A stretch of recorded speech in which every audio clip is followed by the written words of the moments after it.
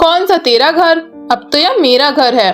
याद नहीं क्या, कल ही तो तूने मुझसे मुर्गी का इलाज करवाने के लिए कुछ पैसे उधार लिए थे और बदले में अपने घर के कागजात मेरे नाम कर दिए थे। नैना को समझ आ जाता है कि उसके साथ धोखा हुआ है। जादुई मुर्गी, जोर जोर से हिलो और जोर जोर से उछलो। नैना के ऐसा कहते ही वह सोने का मुर्गी घर जोर जोर से उछलने लगता है।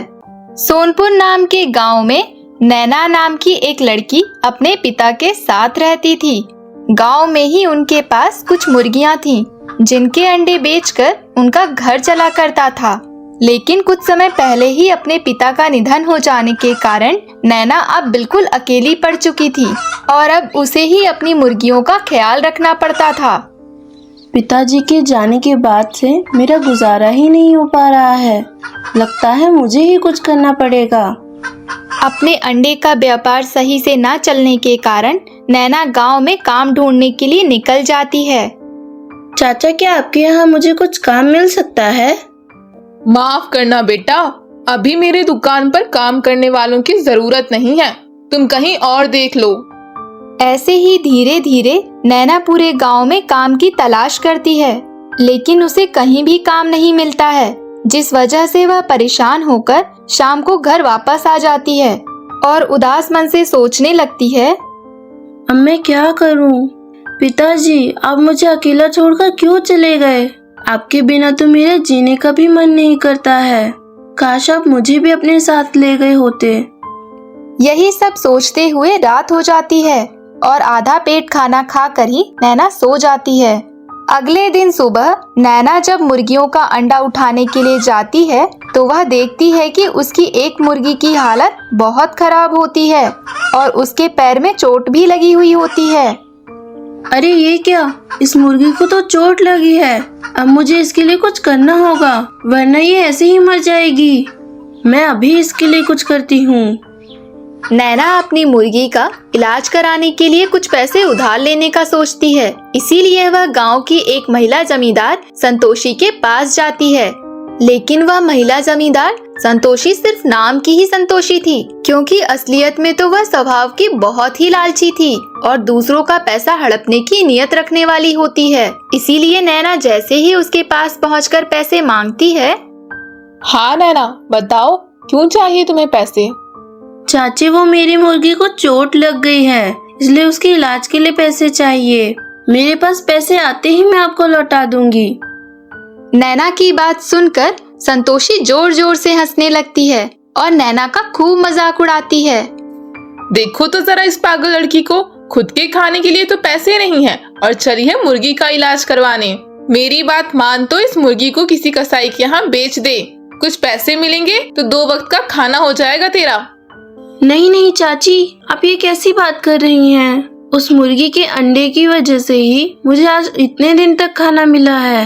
अब मैं उसे मरने के लिए कैसे छोड़ सकती हूँ? नैना का अपनी मुर्गी के प्रति इतना ज्यादा लगाव देखकर संतोषी मन में सोचती है, क्यों ना मैं इसका फायदा उठाऊं। वैसे भी यह अपने घर में अकेली रहती है, क्यों ना मैं चालाकी से इसका घर हड़प लूं। अगर ऐसा है नैना तो फिर ठीक है, यह ले कुछ पैसे और अपनी मुर्गी का इलाज करवा ले। बस इस कागज पर अपना अंगूठा लगा दे पहले। अंगूठा लगा दूं? पर किस लिए? अरे तूने मुझसे पैसे उधार लिए हैं ना, बस उसी की लिखा पढ़ी के लिए। अब तुझे पैसे चाहिए हो तो जल्दी से इस पर अंगूठा लगा दे। नैना पढ़ी लिखी नहीं होती है, इसीलिए वह संतोषी की चाल को समझ नहीं पाती है। संतोषी से पैसा लेने के बाद नैना घर वापस आ जाती है और दुकान से दवाई लाकर अपनी मुर्गी का इलाज कर लेती है। अगले दिन सुबह सुबह ही संतोषी नैना के घर आ पहुंचती है। अरे चाची, आप सुबह सुबह मेरे घर पर क्या कर रही हैं? कौन सा तेरा घर, अब तो यह मेरा घर है।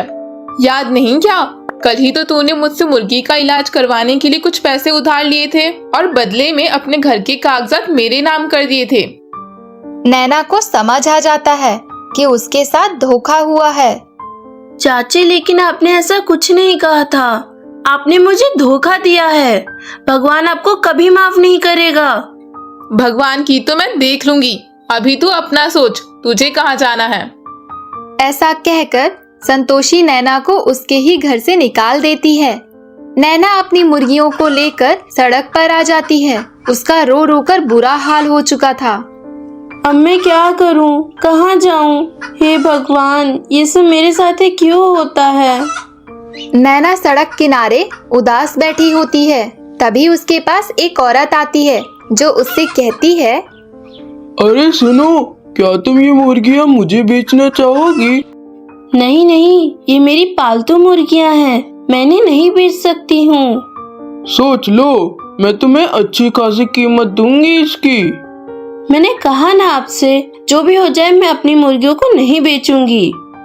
नैना की बात सुनकर वह औरत मुस्कुराते हुए नैना को देखती है और देखते ही देखते एक परी के रूप में बदल जाती है, जिसे देखकर नैना भी हैरान हो जाती है। अरे अरे, ये क्या? कौन है आप? मैं एक परी हूँ और यहाँ तुम्हारी परीक्षा लेने आई थी और तुम इस परीक्षा में पास हो गई हो। यह कहकर परी नैना को एक मुर्गी देती है और कहती है, यह लो, एक जादुई सोने की मुर्गी। इससे तुम जो भी मांगोगी वह तुम्हें मिल जाएगा। यह मुर्गी तुम्हें सब सच में देगी। नैना को जादुई मुर्गी देने के बाद परी वहाँ से गायब हो जाती है। रात को जब नैना के पास सोने के लिए घर नहीं होता है तो वह मुर्गी से कहती है, जादुई मुर्गी, मुझे रहने के लिए एक घर चाहिए। नैना के इतना कहते ही वह जादुई मुर्गी एक विशाल सोने के घर में बदल जाती है। नैना अंदर जाकर देखती है तो उस विशाल मुर्गी घर के अंदर बहुत ही आलीशान चीजें मौजूद होती हैं, जिसे देखकर नैना बहुत खुश होती है। मुझे बहुत तेज भूख लगी है। हे जादुई मुर्गी, मुझे कुछ खाने को दो। नैना के खाना मांगने पर वह जादुई मुर्गी उसके सामने बहुत सारे लजीज पकवान लाकर रख देती है और नैना वह पकवान खाकर सो जाती है। अगले दिन से पूरे गांव में उस विशाल सोने की मुर्गी के घर की खबर फैल जाती है और संतोषी भी उस विशाल जादुई सोने के मुर्गी घर को देखने जाती है। और ऐसे ही एक दिन जब नैना अपने जादुई मुर्गी घर में बैठी होती है तो उसे बाहर से किसी के रोने की आवाज आती है। क्या हुआ चाचा, आप रो क्यों रहे हैं? बेटा, मैंने अपनी बेटी के इलाज के लिए संतोषी से कुछ पैसे उधार लिए थे, लेकिन उसने चालाकी से मेरा घर ही हड़प लिया।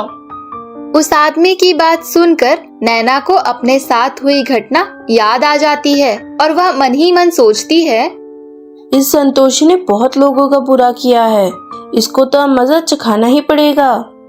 नैना अगले दिन उस आदमी के साथ संतोषी के घर पहुंचती है। संतोषी चाची, मुझे इन चाचा का घर वापस चाहिए। बताओ कितने पैसे हैं आपके? अच्छा, तो तू अब गांव के लोगों की भी मदद करने लगी है। वाह! मैं आपको अपना सोने की मुर्गी वाला घर देती हूँ, बस आप चाचा को उनका घर लौटा दीजिए। सोने का घर मिलने की बात सुनकर संतोषी लालच में बहुत खुश हो जाती है और जब वह सोने की मुर्गी वाले घर में जाती है तो नैना बाहर से ही मुर्गी को आदेश देती है, जादुई मुर्गी, जोर जोर से हिलो और जोर जोर से उछलो।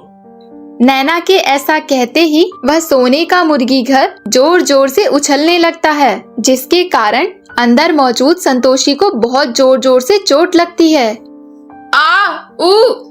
मर गई रे। और संतोषी उस घर से निकलकर तुरंत भाग जाती है।